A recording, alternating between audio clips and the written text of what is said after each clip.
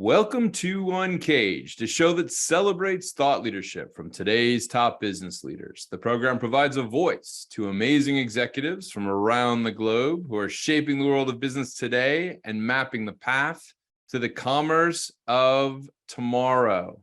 Today, we're speaking with Patrick Ward. Hey, Patrick, how are you? Good, Bant. How are you?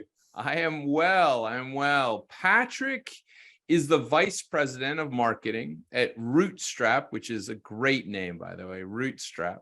It's a custom software development consultancy. Rootstrap works on a wide variety of things, but they use outcome-driven development to help companies scale people, processes, and products. They work with a lot of very, very big companies, solving a lot of tricky challenges in web development, staff augmentation, UX, UI design, not the easy stuff. And so we'll go into more what Rootstrap is doing and what Patrick's team is working on. But before we get there, Patrick, tell us a little bit about yourself and your career.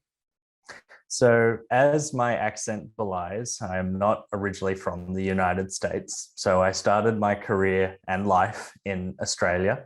I started as a copywriter, like many marketing folks do, and wanted something a little bit more. So came to the United States, made my way through a number of different industries, was in finance for a while, was in ad tech for a while, and finally really found my home where I am today in B2B software development. And I think the thing that gravitated me towards this particular type of marketing is that unlike other forms of marketing that might be a little bit more transactional, when you're dealing with such large sales, sales in the realm of $100,000 or more, you can't be transactional. You have to be relational. And that was always something that stuck with me. It was very aligned with my philosophy and ethos. And that's where I find myself today. So relational Rootstrap. Tell me about what you guys are working on right now at Rootstrap. So as you mentioned, we do a little bit of everything. And really, when I look at the Rootstrap of today, it really is about two areas. Obviously, the standard offering of app and web development is very solid. And we do a lot of that. We do that for clients like MasterClass, where we join them at a very early stage and have since been part of their meteoric rise to an enterprise valuation. That type of story is very core to Rootstrap.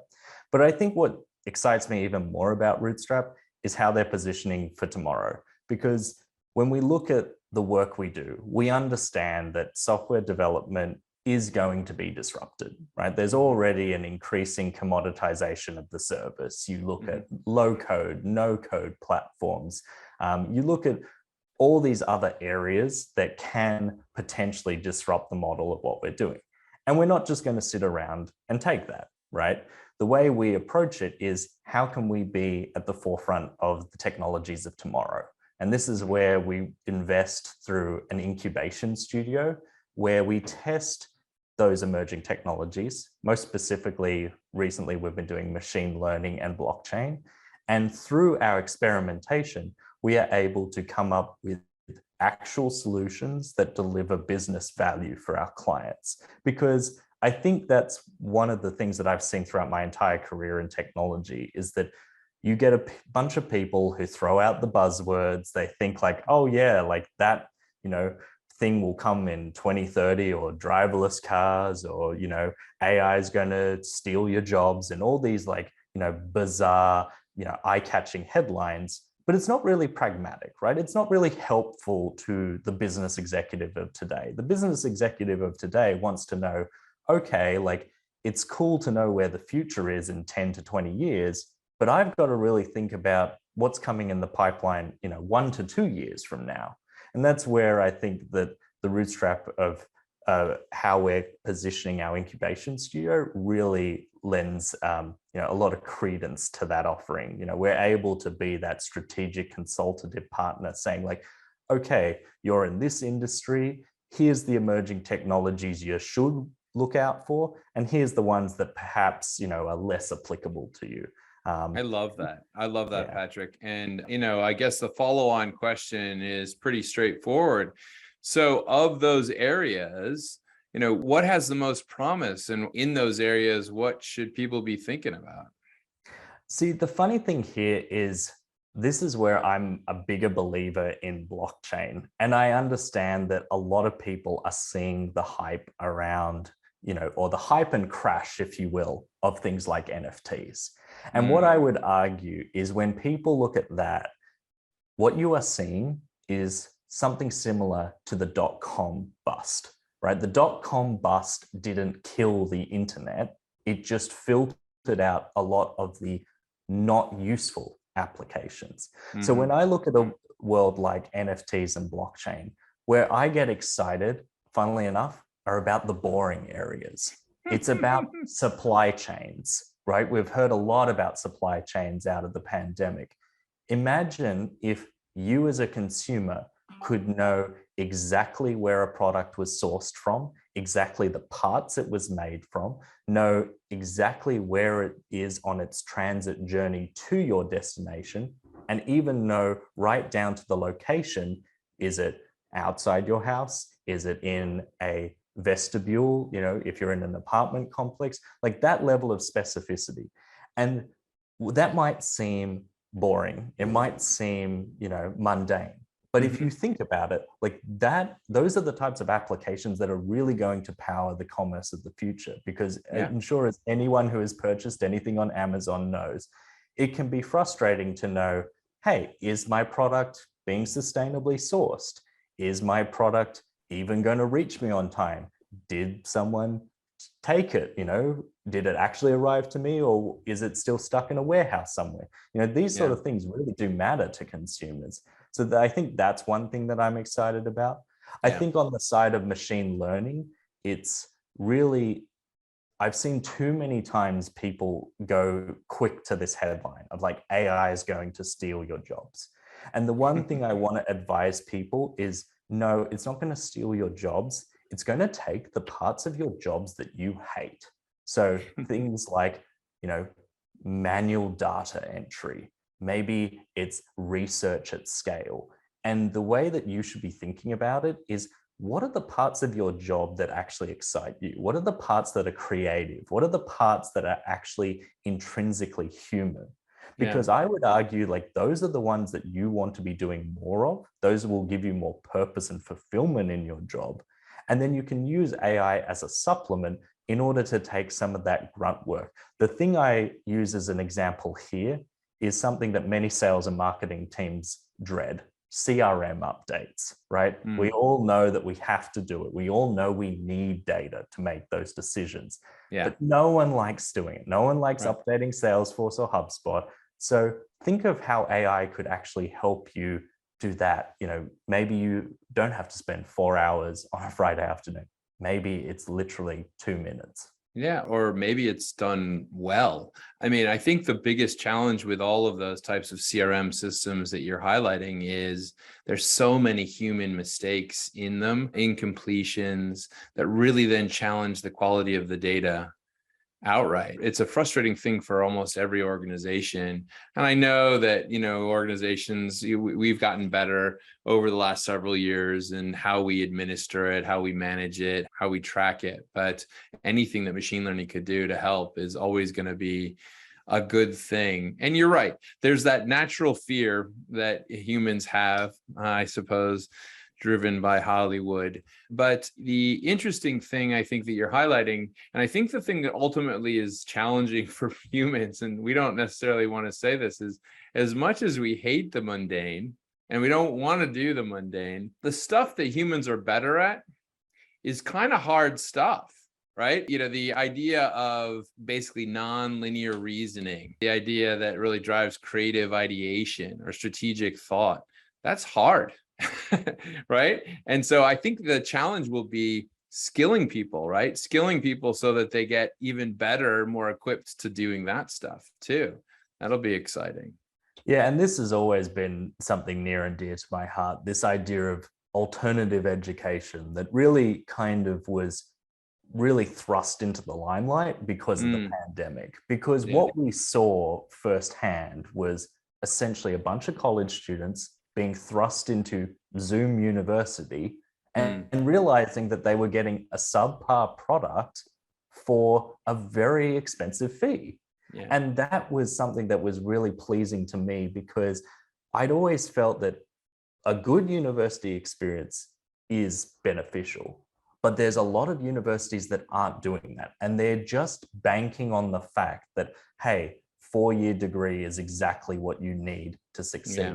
And suddenly now we're seeing more alternatives come out. People are realizing, hey, maybe. It was so funny that you say that. So my oldest son is a freshman at university, and he's quite gifted at mathematics and computer science. And he's been doing it since he was a little guy. And he got offered a job at Google that was like better than any job he's going to get coming out of college. And I was kind of going like, man, I don't know. You should just take that internship and go. Right? So it's an interesting situation we find ourselves in, the skill sets that you're going to need going forward in life, for sure. But let me ask you something that is a little bit in a different direction here, Patrick. I mean, you joined Rootstrap in 2021. A pandemic was still swirling, causing chaos in all of our lives. Tell me a little bit about what it was like to join the company during the pandemic. And then also, what changes are you seeing in terms of how you manage and lead and deliver solutions? Yeah, so it was really interesting joining at that particular point in time, particularly because I saw one really good example of leadership and an example of leadership that I've tried to abide by, which is we went through the same exercise that many companies went through right at that point of March 2020, where it's, hey, we've got to cut some costs. We don't really understand how this is going to disrupt us. Clients were elongating their payment terms. What can you do? Mm-hmm. We went department by department with the specific mandate to only cut software expenses and contract expenses. We were going to keep every one of our full-time employees.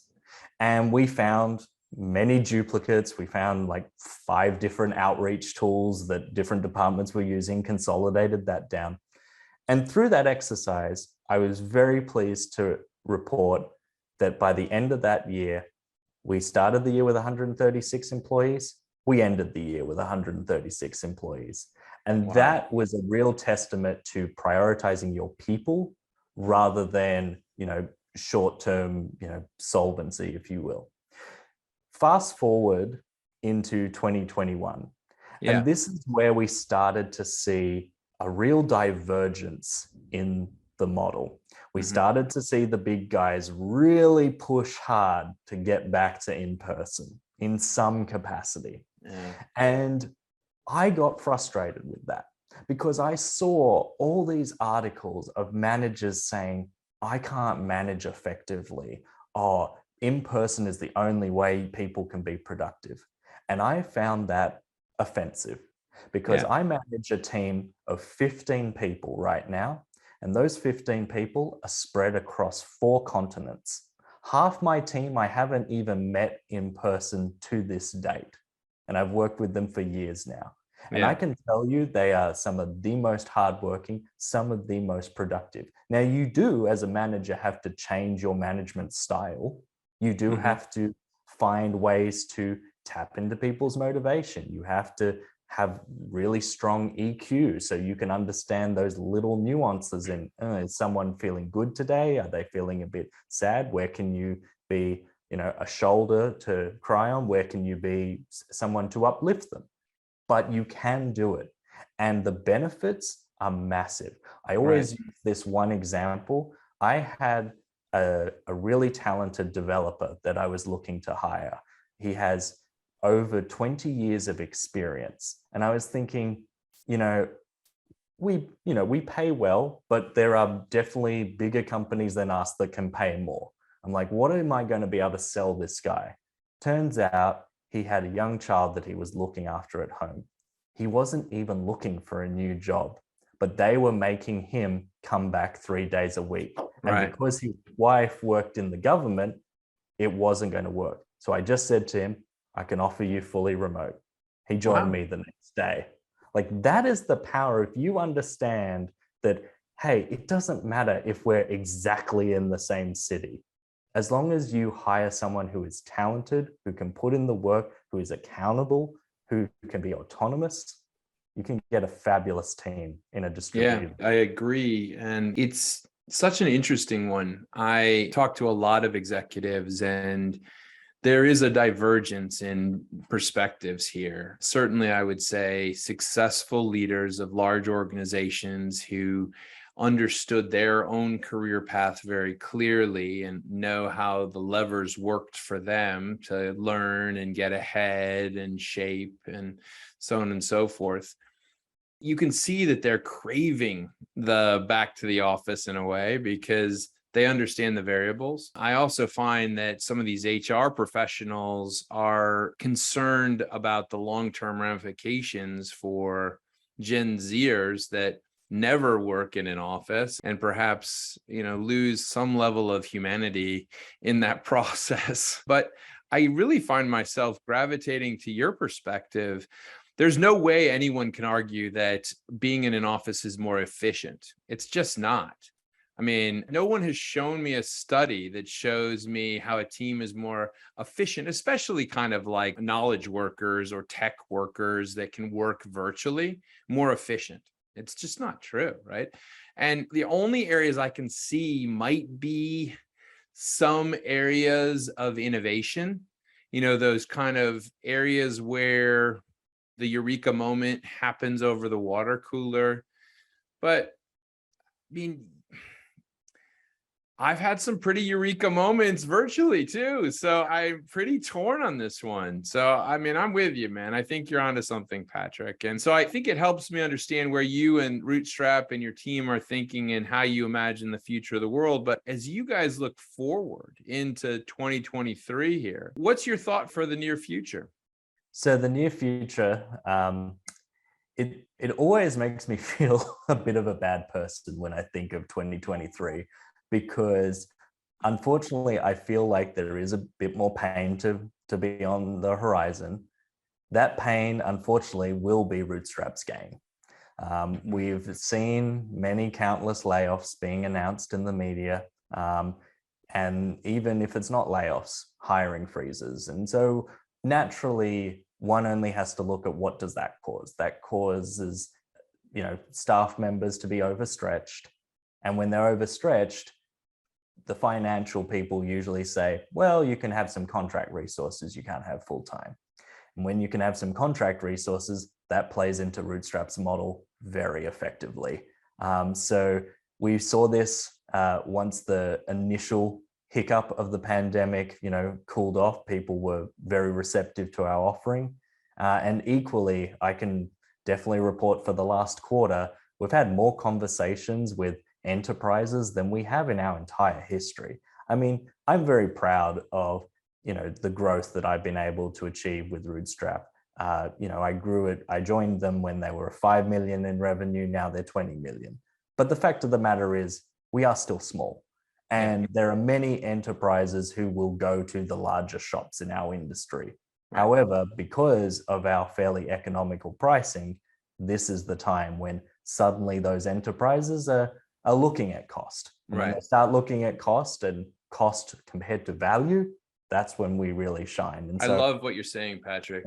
In pain comes opportunity, or I can't remember if it was Rockefeller or Carnegie or one of those guys talked about when there's blood in the streets, that's like when there's chances here. It's true. The interesting moment here too is that I do think that because of the pandemic, you have a new generation of leaders that are faster to act in crisis, and they're more aware of how flexible solutions can work. So, hopefully we can be nimble here. I don't know, but I'm excited to see how it goes forward, and I can see how Rootstrap plays a big role there. Patrick, if someone wanted to find out more about what you and the team are working on, where should they find you? So they can either go to our website, www.rootstrap.com, or they can connect with me on LinkedIn, linkedin.com/in/Patrick James Ward. Excellent. Well, we've been speaking with Patrick Ward. He is the VP of Marketing at Rootstrap, and we've been talking about all of the areas that Rootstrap is playing, working on outcome-driven development to help companies scale people, processes, and products. This is a company that's working on everything from app development, web development, staff augmentation, UX and UI design, and helping really some of the largest, most important companies in the world. Patrick, really interesting to talk to you about how you've grown the business over the last couple of years and how you guys are operating and your thoughts on the future. And I love the lab and the incubator that you guys are operating as well. Thank you so much for being on UNCAGED Day, and we look forward to having you back. Thanks, Ben. Cheers.